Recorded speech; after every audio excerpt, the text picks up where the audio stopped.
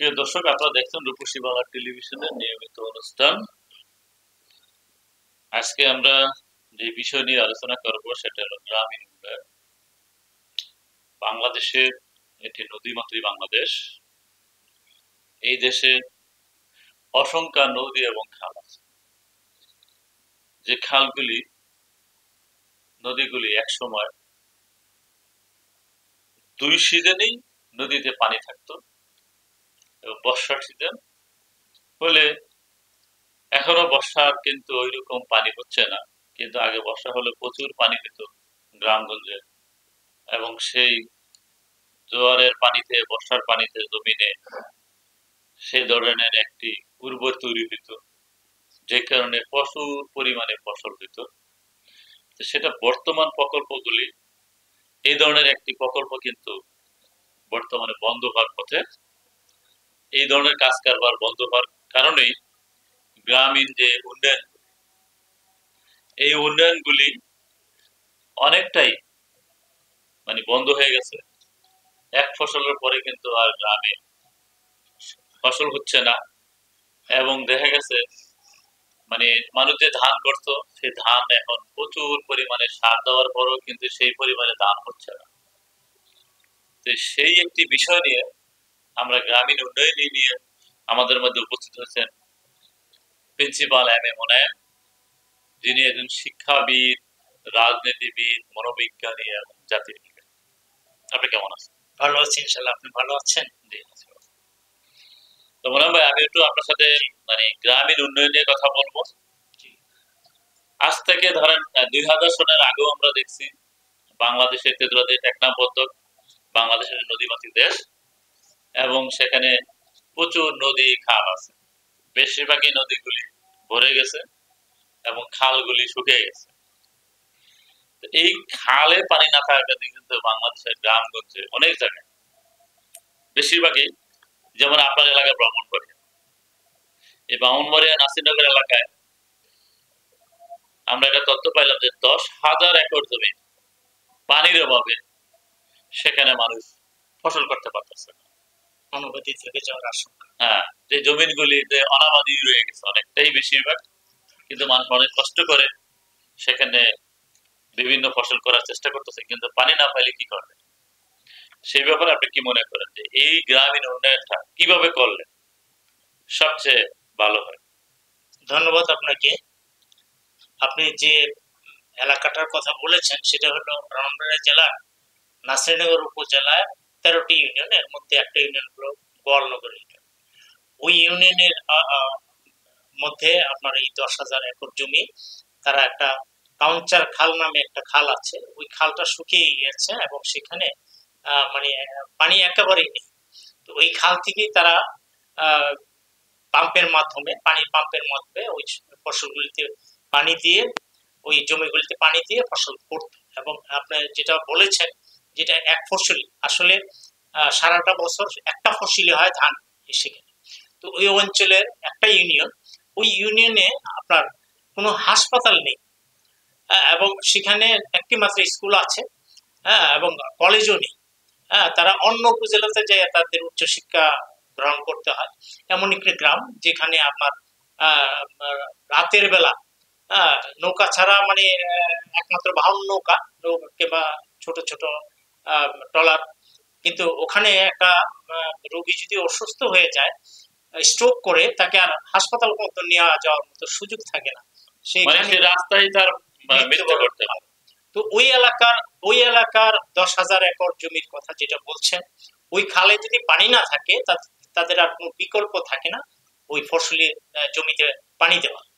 তো এটা খুবই জরুরি একটা ব্যাপার, এই খালটা খনন করা খুবই দরকার। এবং আপনি জানেন মেঘনা নদী, যেটা আশুগঞ্জ থেকে চাতল পার হয়ে আপনার একেবারে আজমেরিগঞ্জ পর্যন্ত গিয়েছে, ওই বিশাল মেঘনা নদীটাও এখন পলি পড়ে, বালি পড়ে এরকম হয়ে গিয়েছে যে সেখানেও আপনার আশেপাশের জমিগুলিও আপনার পর্যাপ্ত পানি পাচ্ছে না। তো শহীদ প্রেসিডেন্ট জিয়াউর রহমান এই জন্যই কৃষির উপর, কারণ এই দেশের 90% লোক কৃষি কাজ করে এবং জমির উপর নির্ভর করে আমাদের যে খাদ্যের যোগান, বিশেষ চাউলের যোগানটা দিয়ে থাকে এই কৃষকেরা। এই যে দেশে 90 লোক কৃষক, তারা পানির অভাবে, সেচ কাজ মানে অভাবে তারা ফসল ফলাইতে পারবে না, এর চেয়ে দুঃখের আর কিছু নাই। তো আমি মনে করি যে জরুরি ভিত্তিতে সংশ্লিষ্ট মন্ত্রণালয় পদক্ষেপ গ্রহণ করে এই কাঞ্চার খাল সহ মেঘনা নদীটা খননের ব্যবস্থা গ্রহণ করলে কৃষকেরা উপকৃত হবে। আপনারা জানেন যে এই দেশের আপনার যে খাদ্যের যোগানটা বিশেষ বা আপনার এই হাওর অঞ্চল এলাকা থেকে দেওয়া হয়ে থাকে। তো এই হাওর অঞ্চলের একটা ইউনিয়ন, গোয়ালনগর ইউনিয়ন, চারপাশে পানি থাকে বর্ষার মৌসুমে, এবং শুষ্ক মৌসুমে মানে হাঁটার পথ সবকিছু শুকিয়ে যায়, হাঁটার পথ ছাড়া কোনো তাদের চলাচলের কোনো ব্যবস্থা থাকে না। তো ওই ইউনিয়নটা আসলে এই 13টা ইউনিয়নের মধ্যে এটা আলাদা মানে মনে হয় যে একটা দ্বীপের মতো একটা ইউনিয়ন। তো ওখানে যদি আপনার জরুরি ভিত্তিতে এই খাল খননের ব্যবস্থা না করা হয়, যদি তাদের এই ফসলি জমি অনাবাদি থাকে, তাহলে তারা অর্ধহারে তারা আর্থিকভাবে ক্ষতিগ্রস্ত হবে, তাদের স্কুল কলেজের তাদের সন্তানরা তাদের লেখাপড়ার ব্যাঘাত ঘটবে, এবং এই পরিবারগুলি দরিদ্র সীমার নিচে চলে যাবে, এবং দেশের একটা অংশ মানে ক্ষতিগ্রস্ত হবে। সেই জন্য আমি মনে করি যে একেবারে জরুরি যত তাড়াতাড়ি সম্ভব এই খালটা খননের ব্যবস্থা গ্রহণ করার জন্য সংশ্লিষ্ট মন্ত্রণালয়ের কাছে আমি আবেদন জানাবো, এবং ওই ইউনিয়নবাসীর পক্ষে আমরা সবাই আছি। আমরা এই ইউনিয়ন যাতে উন্নয়ন হয়, ইউনিয়ন যাতে ফসল করতে পারে, কৃষক ভাইরা যাতে বেঁচে থাকতে পারে, আমরা সর্বাত্মক সহযোগিতা দেওয়ার আশ্বাস দিচ্ছি। এটা তো শুধু আপনার একটা এলাকা, বাংলাদেশের প্রতিটা এলাকায় অনেক অনেক নদী নালা এই অবস্থা হয়ে আছে। এই যে এই অবস্থানটা, যে যদি আপনি প্রতিটা দেশে প্রতিটা এলাকায় মানে বেশিরভাগই জমিনে কিন্তু আমাদের খাল শুকিয়ে গেছে, মানে খালে পানি নেই। এখন রাষ্ট্রীয়ভাবে আমরা তো দেখি যে বিভিন্ন ধরনের প্রকল্প করে, কিন্তু আসলে কৃষি উন্নয়নের কোনো প্রকল্প কি, গ্রামীণ উন্নয়নের কোনো প্রকল্প কি আজ পর্যন্ত মানে এই ধরনের কি, এটা কি শুধু প্রকল্পই হয় না বাস্তবে কোনো কার্যক্রম আছে? এই দেশে আসলে আমরা বাস্তবে কোনো কার্যক্রম পাই না। জি, এই দেশে আসলে সত্য কথা বলতে কি, কৃষকেরা সেই যুগ যুগ থেকে উপেক্ষিত হয়ে আসছে, তাদের তাদের ন্যায্য দাবি যেটা তারা এটা পাচ্ছে না। যেমন আপনার সার, আমাদের দেশে সার তৈরি হয়, কিন্তু এই সারের জন্য কৃষকের প্রাণ দিতে হচ্ছে, এবং এই ন্যায্য মূল্যে যে সার দেওয়া উচিত, আমার তো মনে হয় যে বিনামূল্যে তাদের সার দেওয়া উচিত, কারণ তারা একটা বিশাল একটা অংশ খাদ্যের যোগান দিয়ে থাকে, ধান উৎপাদন করে থাকে। তাদেরকে আরো অনেক সুযোগ সুবিধা দেওয়া উচিত, যেমন আপনার পানির পাম্প, তারপরে কৃষি উপকরণগুলি, বীজ, সার, এগুলি বিনামূল্যে দেওয়া উচিত। তাইলে কৃষকরা মোটামুটি লাভবান হতে পারবে। এই দেশে কিন্তু এখন কৃষকরা খুব একটা ভালো অবস্থানে নেই। তাদের যে কৃষি উৎপাদন করে যে, আমি আপনাকে আরেকটা জিনিস বলি, যেমন আমাদের দেশে এই যে গোলালু নিয়ে কিন্তু সরকার গত কিছুদিন আগে, গত মাসেও কিন্তু বলছে যে সরকার আলু কিনবে। জি, কিন্তু আমরা দেখলাম বাজারে কিন্তু আলুর দাম কম নাই, কৃষক বলছে যে আলু কিন্তু বিক্রি করতে পারতেছে না, মানে সে 10 টাকা কেজি আলু বিক্রি করতে পারতেছে। তাইলে এই যে একটা সিন্ডিকেট, বিগত আওয়ামী লীগের আমলে আমরা দেখছি, বিগত 16-17 বছরে কিন্তু দেখছি যে এটা বিরাট ব্যবসা, একটা সিন্ডিকেট। এই ব্যবসায়ী সিন্ডিকেটের কারণে তো কোনো কিছুই মানে আমরা কোন সরকারি তাদের কাছে পারতেছে না। তাইলে রাষ্ট্র টোটালি তো দেখতেছে যে আমরা তাদের কাছে যাই। এটা আপনি দেখেছেন যে আপনি দেখেন এই যে বর্তমানে কাঁচামাল, যে কোনো কাঁচামাল আপনাদের, আপনি শাকসবজি যেটাই যাবেন বাজারে, কৃষক বলতেছে যে আমি যেমন একটা মূল্য পাচ্ছে না, আমি মূলা বিক্রি করতেছি 5 টাকা কেজি, কিন্তু বাজারে এসে দেখেন যে 60 থেকে 70 টাকা। 70 টাকা। জি, এটা এখন আমার প্রশ্ন হইলো, এখান থেকে গাড়ি ভাড়া দিয়া মধ্যস্থগিরি যারা আছে, তাইলে কেন এত টাকা ডিফারেন্স? এটা হলো সরকারের উদাসীনতা, সরকার কৃষকদের উপরে তেমন নজর দেয় নাই বলে। তাইলে একজন কৃষক যদি না বাঁচে, এই দেশ বাঁচবে না। কৃষক বিক্রি করতে আছে 10 টাকা, জি, তারপরে তার লাভ হইতে আছে, জি, তাই না?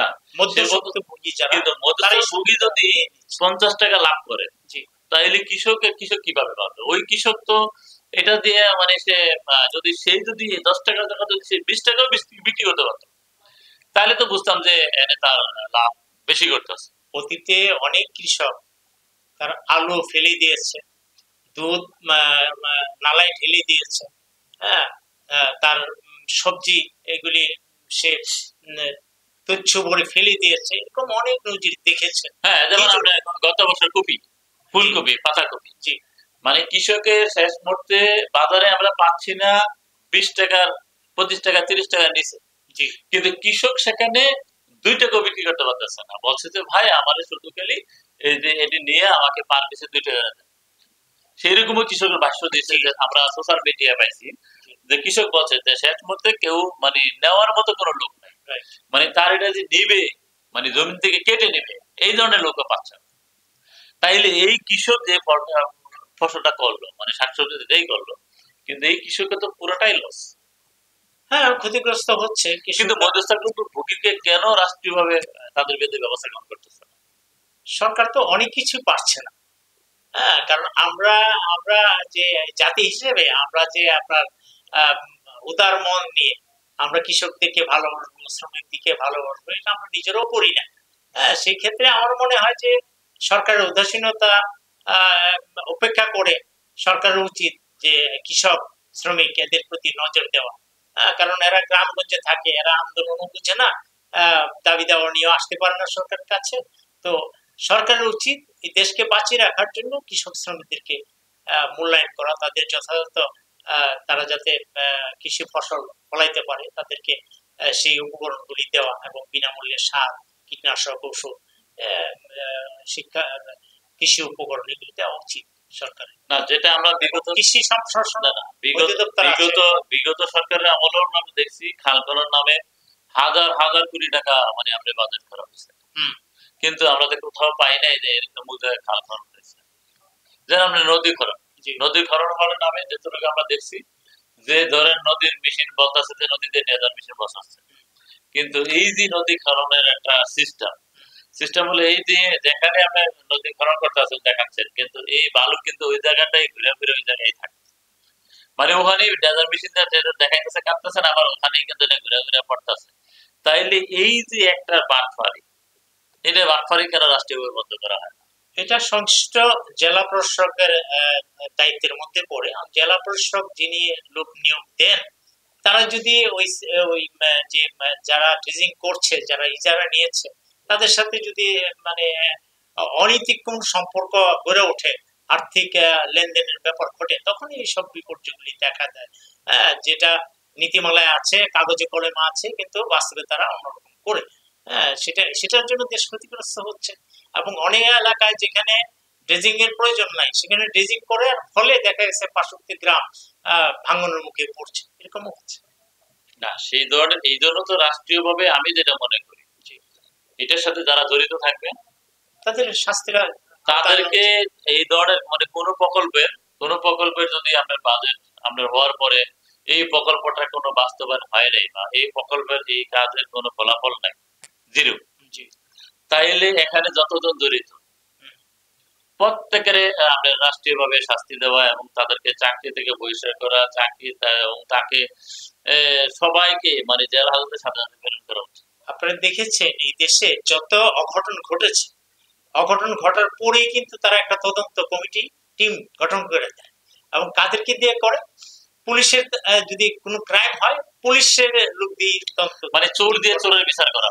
তারপরে আবার যখন কৃষকের কোনো সমস্যা হয়, ওই ওই ওই তাদেরকে দিয়ে আপনার কমিটি করা হয়। কিন্তু আজকে পর্যন্ত আমি দেখলাম না যে এত কিছু তদন্ত টিম গঠন করা হয়েছে, এত কিছু সমস্যা হয়েছে, তদন্ত টিম তাদের তদন্তের প্রতিবেদন এই পর্যন্ত আমি দেখি না, এবং সেই জন্য কি ব্যবস্থা গ্রহণ করেছে সেটাও দেখি।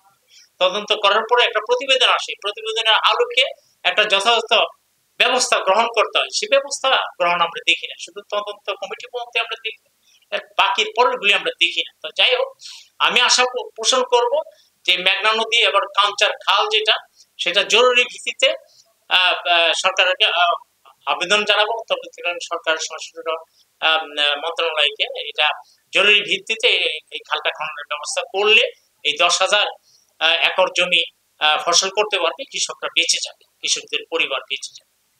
ধন্যবাদ আপনাকে। আপনাকে ধন্যবাদ। প্রিয় দর্শক, এতক্ষণ আমরা যে বিষয়টা নিয়ে আলোচনা করলাম সেটা হলো একটা গ্রামীণ উন্নয়ন এবং কৃষি উন্নয়ন। গ্রামীণ উন্নয়ন মানে হলো কৃষি উন্নয়ন। এই কৃষি উন্নয়ন নিয়ে আমরা কোনো ব্যক্তি বা কাউকে হেয় প্রতিপন্ন করার উদ্দেশ্যে আমরা এই অনুষ্ঠানটা করিনি। আমরা করেছি দেশ ও জাতির কল্যাণে এবং রাষ্ট্রীয় সবার সহযোগিতার কামনায়। আশা ব্যক্ত করে আজকের জন্য আপনাদের মাঝ থেকে আমরা আবারও ফিরে গেলাম। আবারও আপনাদের মাঝে আবার আসবো অন্য কোনো বিষয় নিয়ে।